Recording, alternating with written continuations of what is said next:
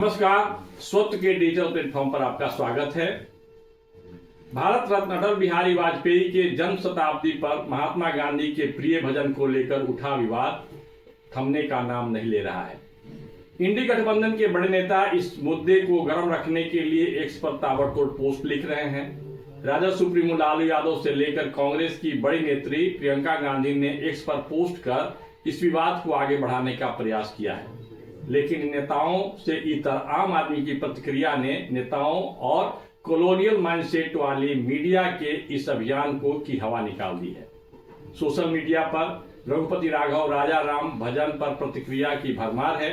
मूल भजन के बारे में प्रामाणिक जानकारी देते हुए नेताओं को जवाब देने के लिए कहा जा रहा है। यह भजन जिस ग्रंथ से लिया गया है उसका भी जिक्र मिल रहा है। ऐसे पोस्ट के माध्यम से इस विवाद को आगे बढ़ाने में लगे नेताओं से रोचक प्रश्न भी किए गए हैं। वहीं बड़े नेता से ऐसे प्रश्नों के उत्तर देने की जगह मौन धारण कर लिया है। महात्मा गांधी की सभाओं में जो भजन गाया जाता था वह है रघुपति राघव राजा राम, पतित पावन सीताराम, ईश्वर अल्लाह तेरो नाम, सबको सम्मति दे भगवान। आपको जानकर हैरानी होगी कि इसमें अल्लाह शब्द गांधी जी ने अपनी ओर से जोड़ा। इस भजन के असली जनक थे पंडित लक्ष्मणाचार्य। मूल भजन श्री नमः रामायणम नामक हिंदू ग्रंथ से लिया गया है, जो इस प्रकार है। रघुपति राघव राजा राम, पतित पावन सीताराम, सुंदर विग्रह मेघा श्याम, गंगा तुलसी शालिग्राम, भद्र गिरीश्वर सीताराम, जगत जन प्रिय सीताराम, जानकी रमणा सीताराम, जय जय राघव सीताराम। सन 1948 में एक फिल्म आई थी श्री राम भक्त हनुमान। उस फिल्म में भी इस भजन का मूल स्वरूप उपलब्ध है और उसमें भी कहीं अल्लाह शब्द नहीं आया। उस फिल्म का वीडियो भी उपलब्ध है। गांधी जी के कारण इस भजन का मूल स्वरूप ही बदल गया। दुख की बात यह है कि बड़े बड़े पंडित तथा वक्ता भी इस भजन के बदले गांधी जी द्वारा संपादित भजन ही गाने लगे। यहाँ तक कि मंदिरों में भी संपादित भजन गाया जाने लगा। सोशल मीडिया पर बहुमत है कि किसी भी धर्म ग्रंथ से इस प्रकार की छेड़छाड़ उचित नहीं है। हम सबको इसके प्रति जागरूक होने की आवश्यकता है। लेकिन इस विवाद के बाद पूरे देश में एक विमर्श कहिए या विवाद का दौर शुरू हो गया है। इसमें इतिहास के गुमनाम पन्ने पलटे जाने लगे हैं।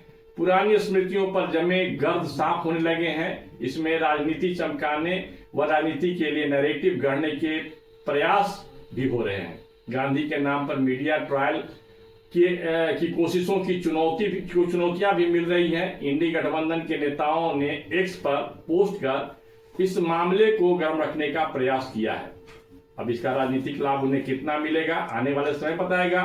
लालू यादव के बाद प्रियंका गांधी भी एक्स पर पोस्ट कर इस मामले में कूद गई हैं।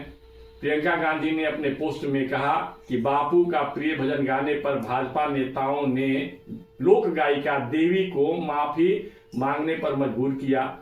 रघुपति राघव राजा राम, पतित पावन सीताराम उनसे नहीं सुना गया।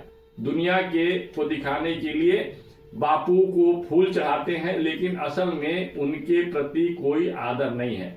इसमें प्रियंका गांधी ने जो पोस्ट किया है उसमें रघुपति राघव राजा राम, पतित पावन सीताराम ही लिखा है, ईश्वर अल्लाह नहीं। इसका मतलब है कि वो अपनी बात को रखने के लिए, राजनीति में इसका लाभ लेने के लिए बहुत सावधानी से कदम दिखा रही हैं। उनका कहना है कि दिखावे के लिए बाबा साहब अम्बेडकर का नाम लेते हैं, लेकिन असल में उनका अपमान करते हैं। इसका मतलब प्रियंका गांधी का प्रयास यह है कि हाल ही में गृह मंत्री अमित शाह के साथ को लेकर के जो विवाद खड़ा हुआ है उससे भी इसको जोड़ करके और इसको एक व्यापक स्वरूप देना, फैलाव देना। भाजपा को हमारी सहिष्णु और समावेशी संस्कृति परंपरा से इतनी नफरत है कि वे हमारे महापुरुषों के बारे में को बार बार अपमानित करते हैं। ये प्रियंका गांधी के पोस्ट का एक अंश है। इसका मतलब है कि वह इसी लाइन पर अपनी पॉलिटिक्स को ले जाना चाहते हैं और उसके लिए पटना से जो शुरू हुआ विवाद है खाद पानी के तौर पर वो देख रही हैं।